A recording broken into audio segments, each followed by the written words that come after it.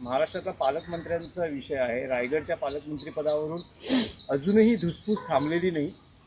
ध्वजवंदन हे अदिती तटकरे अदिती तटकरे या कार्यक्षम मंत्री आहेत. बहिष्कार टाकला आहे शिंदे शिवसेना. अदिती तटकरे या कार्यक्षम मंत्री आहेत. युवा नेतृत्व आहे या महाराष्ट्रातले, ठीक आहे, राजकीय मतभेद आहेत, त्या कार्यक्षम मंत्री आहेत. रायगड जिल्ह्याच्या जिल्हा परिषदेचं अध्यक्षपद त्यांनी भूषवलं. त्यांना जिल्हा पूर्णपणे माहिती आहे. त्या संयमी आहेत, त्या भ्रष्ट नाही. आणि आता जो काय प्रगती पुस्तक आलेलं आहे त्यात त्यांना सगळ्यात जास्त मेरिट आणि ग्रेड्स मिळालेले आहेत.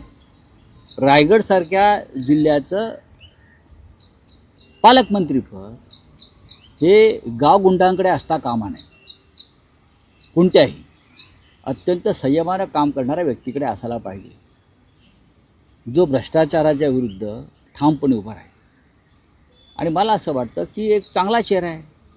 त्यांच्याकडे जर आला असेल आम्ही त्यांचं स्वागत करतो.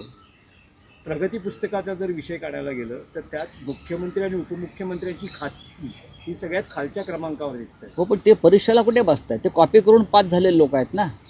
त्यांना यावेळेला कॉपी करायची संधी मिळाली नसेल. ते काय मेरिटवरती आलेत का मुख्यमंत्री पदावर? आता या प्रगती पुस्तकात जर EVM असतं तर कदाचित त्यांना वरचा नंबर मिळाला असता. चला, थँक्यू.